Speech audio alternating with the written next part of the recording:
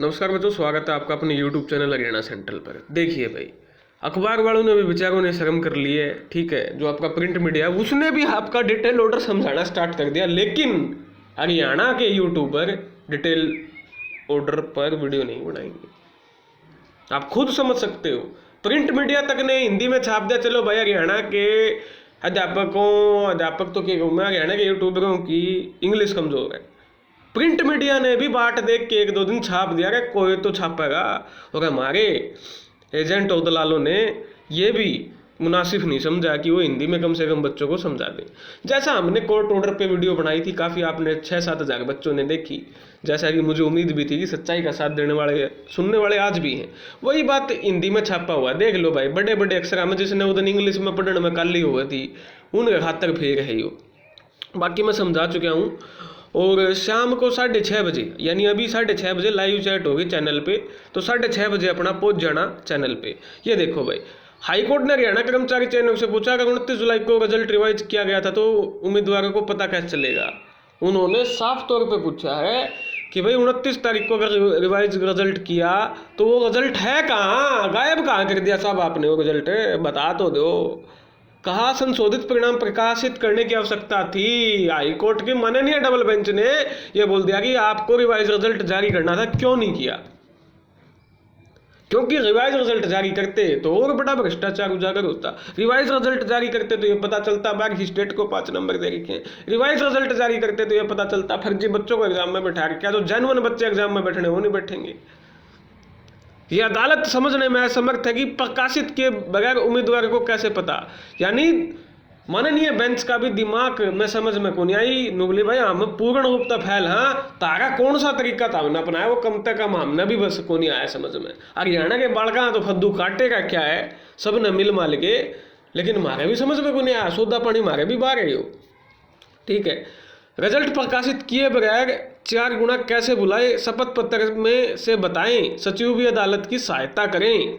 High court की खंडपीठ ने लिखा इससे भी ज्यादा उम्मीदवारों को सीटी की योद्धा के अनुसार परीक्षा के हर ग्रुपों पदों की कुल संख्या का 4 गुना बुलाया जाना आवश्यक था। यह अदालत यह समझने असमर्थ है कि परिणाम प्रकाशित किए बिना उम्मीदवारों को परीक्षा में भाग लेने के लिए उनके परिणाम के बारे में कैसा पता चला। यानी किसी बालक ने नुए को बेरा 60 आड़े का नंबर आ गया है, 65 आड़ा को नहीं आ गया, किलकी मर मर डेली समझाए, 1-1.5 साल तक समझाने लग रहे हैं। फीमेल सुपरवाइजर ने जो फीमेल कैंडिडेट उन्हें नुए को बेरा वो पेपर में बैठी हैं।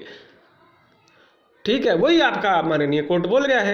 जिन 26 ग्रुपों की परीक्षा पहले ही आयोजित की जा चुकी है उसके बारे में हरियाणा कर्मचारी चयन आयोग द्वारा एक हलफनामा दायर कर बताया जाए इन ग्रुपों की परीक्षा आयोजित करने की आयोग ने क्या कार्यप्रणाली अपनाई थी। कार्यप्रणाली बताने के लिए संबंधित प्रासंगिक दस्तावेजों के साथ यानी डॉक्यूमेंट के साथ हलफनामा दाखिल किया जाएगा। यह उचित होगा कि इस संबंध में अदालत की सहायता के लिए हरियाणा कर्मचारी आयोग के सचिव जिन्हें स्पेशल दिल्ली से बुलाया गया है उनको भी बुलाया जाए।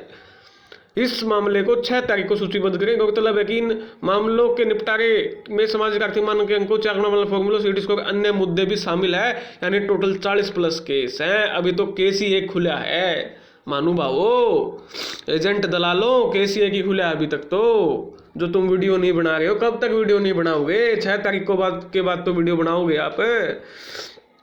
खंडपीठ ने 28 फरवरी के अंतरिम आदेश में लिखा कि एडवोकेट जनरल हरियाणा द्वारा सूचित किया जाता है कि अंतिम रूप नहीं दिया गया है। उसके बाद व्यक्तियों को 29 जुलाई 2023 सामाजिक आर्थिक श्रेणी से संबंधित अपना दावा वापस लेने को दी गई, घोषित नहीं किया गया। खंडपीठ ने प्रतिवादी आयोग ने नहीं बताया कि उम्मीदवारों को उनके अंकों की स्थिति के बारे में कैसे पता चला। कुछ दस्तावेज सौंपे गए जो यह भी दर्शाते हैं कि पूर्व सैनिक जिन्हें मूल रूप से 5 अंकों तक सामाजिक आर्थिक दिए गए थे उनके हकदार नहीं है। भाई जिसने पेंशन आ रही है, इससे बड़ी हरियाणा में मतलब एजेंट दलाल में सलाम है। एजेंट दलाला की चाटुकारिता का लेवल को सलाम है। ईएसएम को, पेंशन भोगियों को 5 नंबर दे रहे हैं, उन तक पर उनकी बोलने की हिम्मत नहीं है। ऐसी गुलामी को नमन है, भगवान कसम, ऐसी गुलामी को नमन है, ऐसे चाटुकारों को सलाम है जो सच को सच बोलने की हिम्मत नहीं रख सकते। केस साड़ा गुर्दा है उनमें, आदमी है वो, जिंदा लाशें हैं वो।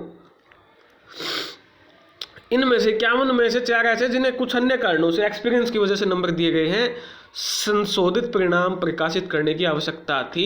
कोर्ट ने आपका फैसला लगभग सुनाई दिया है कि भाई थी, तुमने किया नहीं।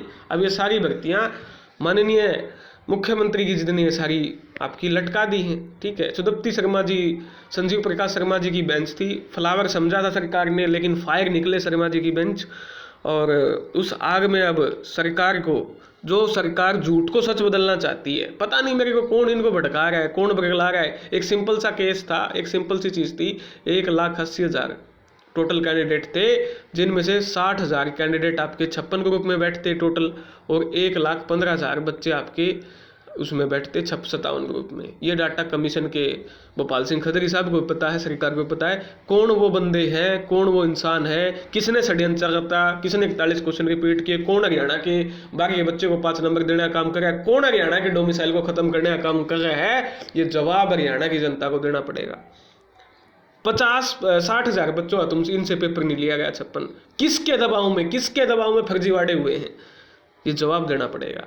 तो ये तो मैंने ऑर्डर पे भी बना दी, लेकिन वही बात है, वो उनकी हिम्मत इस पे भी नहीं है बोलने की। देखो कितने बड़े बड़े प्यारे शब्दों में लिखा हुआ है जी, कितने कितने कितने सोने सोने अक्षरों में लिखा हुआ है। मुद्दा ये नहीं है कि ये लिखा हुआ, मुद्दा ये है किसके गुर्दे में दम है सच्चाई बोलने का। क्यों नहीं बोली सच्चाई, क्यों इस पे वीडियो नहीं आ रही, किसका दबाव है।